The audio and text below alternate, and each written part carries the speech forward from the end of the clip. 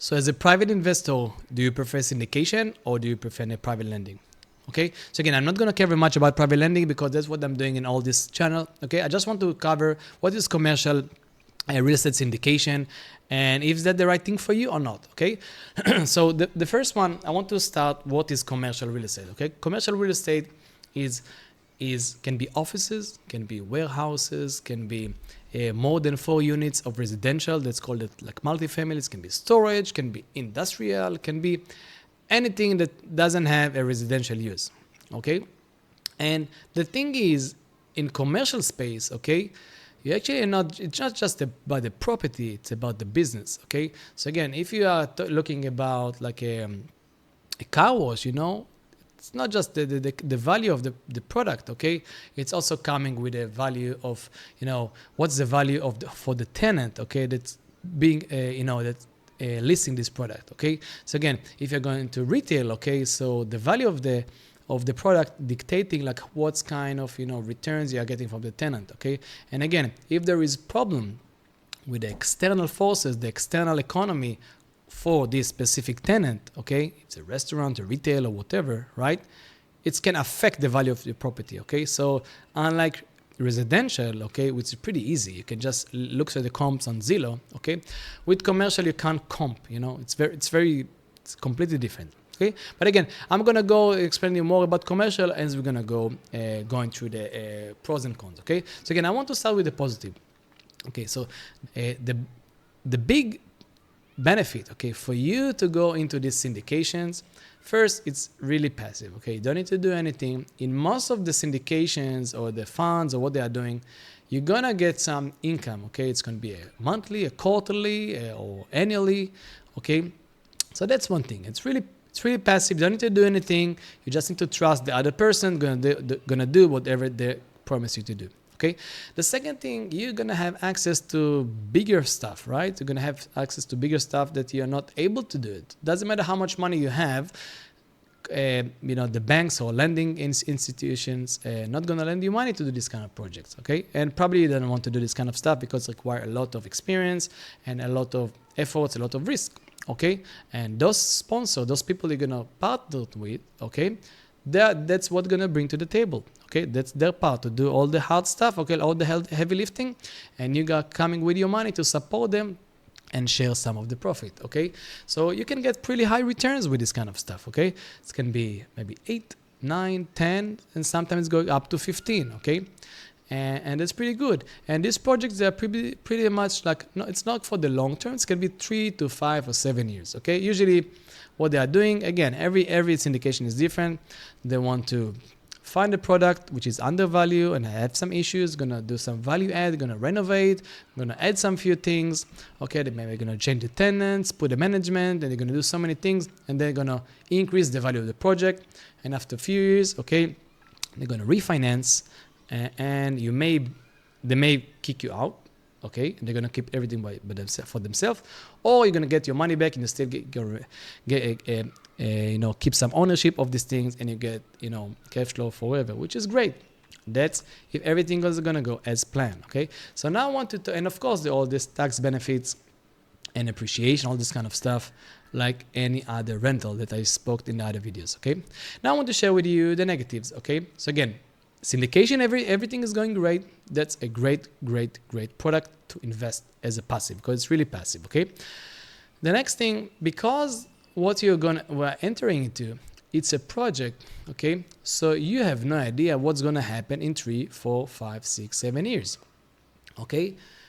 What's gonna happen if the interest is gonna go up, okay? So again, the value of a commercial product, okay, it's dictated by the net operating income, okay? All the income minus all the expenses, including the interest rate, okay? So again, don't want to confuse it with some numbers, but again, if you're gonna net operating income gonna get smaller because the interest went up, okay, so the value gonna go down, and it's not linear. It's not linear correlation. It's a bit different. Okay, they have cap rate and all this kind of stuff. I don't want to get into more details. We can do it in another video. Okay, so that's the first thing. You have no idea what's gonna happen in 5 years. You don't know what's gonna happen. Maybe gonna be like lots of projects around around this project. Maybe gonna be new developments, okay? Because again, if there are new developments, brand new, okay, people prefer to go to the nice and a fancy product and not to the old one, even though even though they're gonna upgrade this product in a way, okay? You have no idea what's gonna be the rent, okay? You can predict what's gonna be the rent in 4, 5, 6 years, okay? You don't know if it's gonna meet the budget, okay? You don't know if you're gonna change the interest rate. Maybe the bank gonna lend them less, okay? If the bank gonna lend them less, you may need to put more money, which is gonna affect your projection, your yields, and all this kind of stuff.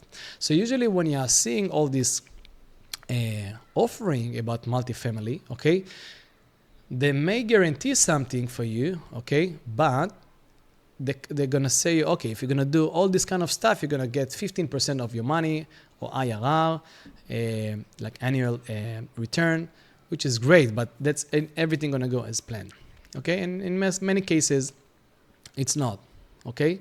In most of the cases it will, but in some cases it's not, okay? And sometimes not because of the sponsor of the developer did something wrong, okay? But sometimes there are bigger things than what they're doing, okay? The next thing, your money is not liquid, okay?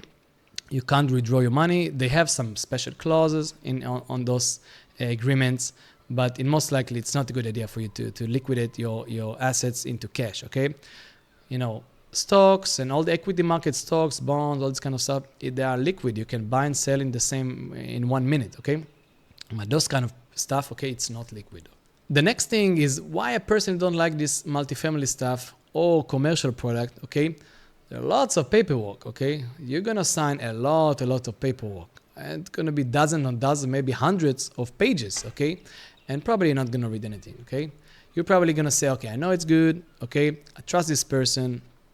I know he has experience, and you're just gonna sign the paperwork, okay? That's probably most people are doing, okay? Because again, you're a passive investor. You're not one who want to go to read every little clause, okay? Because sometimes even don't really understand. They hire some, expensive attorneys to draft everything, so they're gonna be protected. But also some they want to protect you, okay?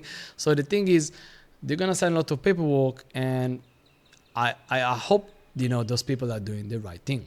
Okay, so again, multifamily is great when everything is going great. Okay, the next thing with commercial, okay, the way the developer, okay, they're taking loans. In many cases, the loans are like okay, they are changing rates. Okay, so maybe they're gonna mature after 3 or 4 or 5 years, and then the bank gonna review the loans and gonna give them a new rate for the current market. Okay, now when they're interest rate is low, like what we had, from 2010 to 2022, it was good, okay? But what's gonna happen when the interest is gonna go up, okay, and the loan gonna mature, okay? So you may be in a situation you're gonna be upside down, not just you, just the entire project, okay? So you may be stuck, okay? You may get stuck and you're not going to be able to go out of this thing, okay? Because you're going to have issues with negative equity. And don't worry, it's going to be all the time going to be buyers for this product, okay? But they just want to make it because the environment, okay, the locality has changed, okay? So the pricing has changed. So they're going to get offering for such a low amount, okay? And all of you need to take a loss, okay? Saying everything going to go wrong, if you want to be, that's a very good vehicle, in my opinion, to be a passive investor, okay? But there are many risks involved, like I just shared, okay? And you just need to be aware of that, okay? So again, if you want to learn about something different, okay, an alternative, instead of being an investor, okay, like in this type of product and share the risk, you can be a lender, okay? You just can be a lender, and the collateral is going to be your security, okay?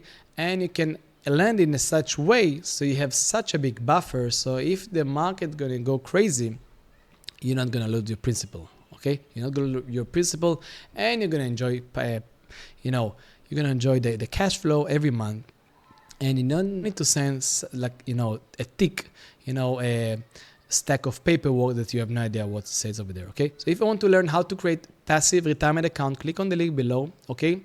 And I'll see you over there in the training. Bye-bye.